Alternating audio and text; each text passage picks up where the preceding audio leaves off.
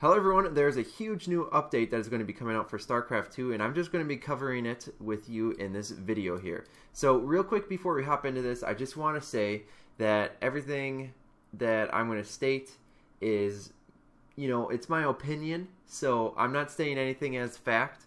The only things that I'll state as fact is if I'm reading right off of their page here.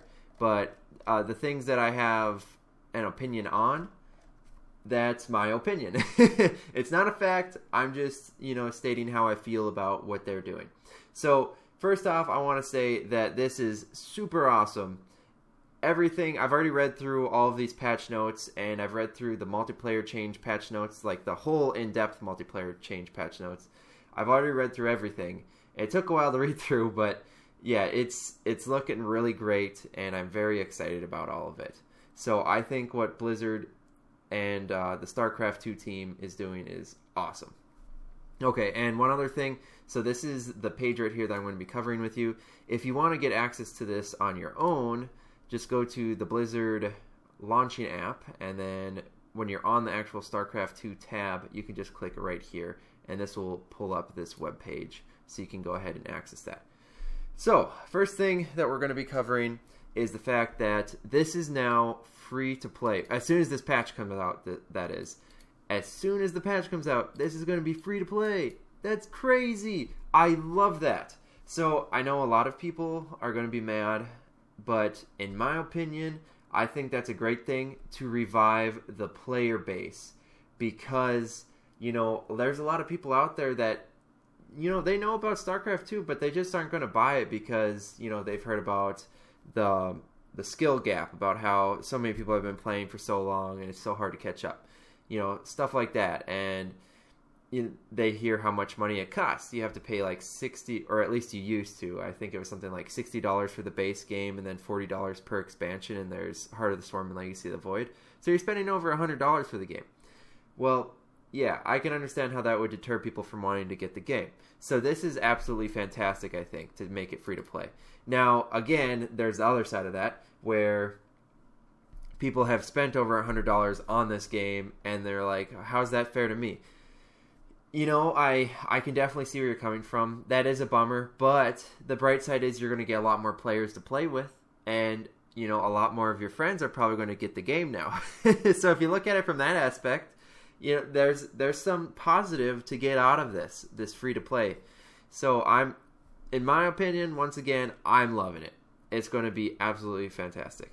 Okay, now next thing, let's go over new co-op content. Okay, there's going to be a new co-op commander, which I love. I love it when they come out with new co-op commanders, and I believe the co-op commander is going to be called Mirahan. Yes, Mirahan. So you're getting Han from the StarCraft 2 campaign, the original Wings of Liberty campaign, and then you're also getting, Mirahan, that is her first and last name here. I can't remember what the actual co-op commander is called, but yeah, you're getting Mirahan on one half, and then the other half is Matt Horner. Now, I've watched the co-op commander video, and they kind of walk through, what all you're going to get with this new commander. But I don't actually know how you switch between the two. They both look extremely powerful, but I'm guessing it might be something like Nova where you can click a hotkey and you can switch between their abilities. I'm not exactly sure on that from the video. If you understand it better than I do, post that in the comments, and then maybe some other people can, get some insight from you. Anyways, watching the video, this commander, or these commanders, look extremely cool, and they're going to have, a lot of power in their own way again. And once again, just adding a whole nother commander that's going to add so many possibilities for all the other commanders combined with this commander. There's going to be so much more potential.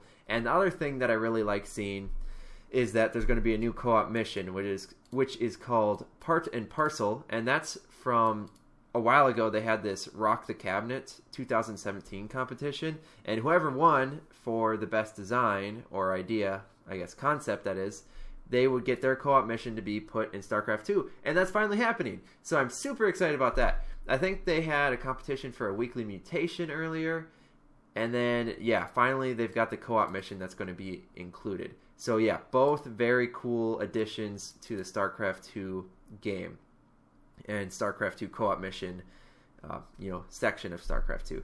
So yeah, very excited about this. This is going to draw a lot more people in. Once again, every single time a co-op commander comes out, I mean co-op mission too, but every single time a co-op commander comes out, StarCraft 2 co-op popularity goes up by 100% or 200%. It's just it's insane, and I love all the hype when every single one of these commanders come out. It's good for the whole StarCraft 2 community. Okay, and then moving on to the next area here. Oh, and yeah, by the way, I'm not going to go in depth in all of this. I'm not going to watch this video on my video because, it's not my content. So yeah, go ahead and just watch this by yourself. Same goes for the co-op mission. You can learn a lot more about it if you go ahead and click on this hyperlinks here.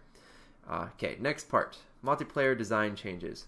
So there is a link, let's see here, somewhere around here, where, oh yeah, it must be, yeah, this guy right here. This hyperlink right under multiplayer design changes. If you click on this, that'll take you to this web page right here. And this web page covers all of the in-depth changes. And a lot of this stuff may change still because they have that test server where players have been playing with the multiplayer patch changes. But anyways, most of this stuff is likely going to be in the game, but it may change after the patch comes out. So, they're still going to test it even after it's released. Anyways, it's huge. There's so much stuff that's going to be changed for every single army, and it's absolutely ridiculous.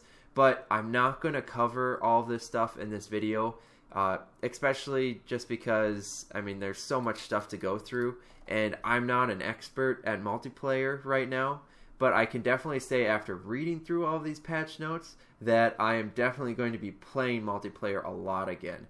I used to play it a lot before, but then co-op missions came out and I just kind of stopped playing it altogether because co-op missions were so fun.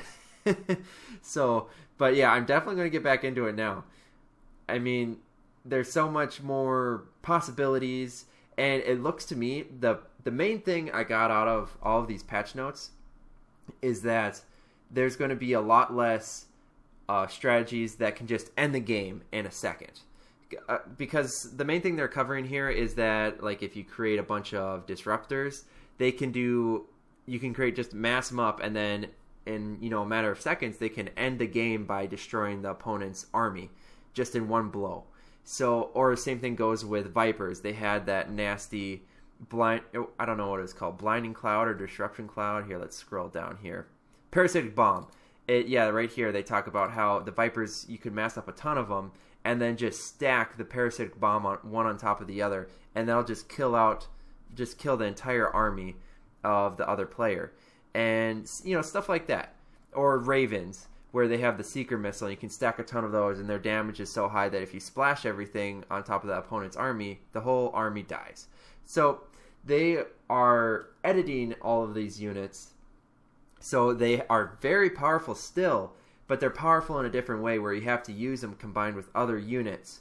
And they're powerful, not powerful, they're weaker in the fact that they can't just end the game in a moment's notice. You've got to use other units and, spice up the game a little bit more. And then not only do they stop in this patch, they stop these game-ending strategies. Can't talk. Not only do they stop these game-ending strategies, but they also allow now for, comeback potential. And yeah, of course there's comeback potential in StarCraft 2 right now, but I think unless you're a really good player or just really, really committed to, staying alive in the match, the game is kind of over after that one big, ending battle. But now they talk about towards I think it actually might be in this patch. No, it might be over here. Anyway, somewhere they talk about, economy. Here we go. They talk about how they're going to increase the large mineral nodes, and then they're going to increase Vespene Geyser amounts.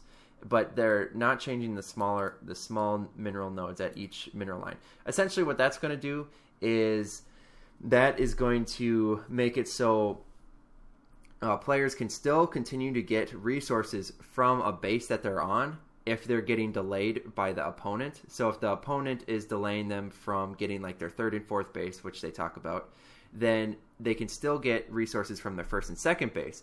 But the thing is, the mineral income rate is not going to be as high. So that's why it'll still push you to want to get those third and fourth bases. So I think that's really smart. I think they're genius. They're doing so many smart things here, and I'm so excited to test it out.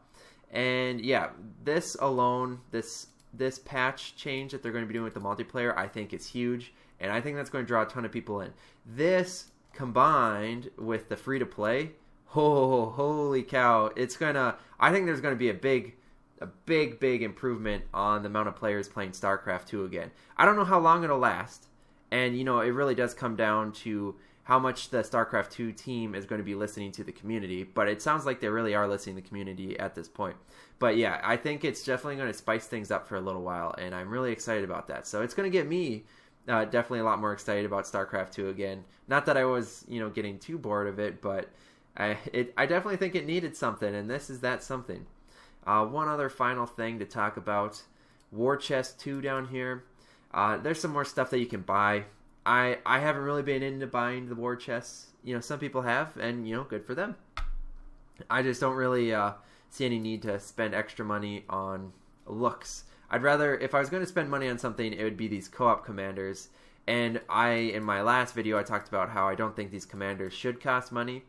But once again, that's just my opinion, and the majority of the stuff I just stated in this video are my opinion. So I'm sorry if I said something that was against your view, but if I did say something that was against your view, post that in the comments, and I think it's really good if you disagree with me, because then we can discuss stuff, and other people can discuss stuff, so that's all awesome. And yeah, if you agreed with me or disagreed with me, make sure to post your comments in the comment section below the video, and then if you like this video, make sure to hit the like button. Subscribe if you want to see more videos like this. And I will see you all in the next one.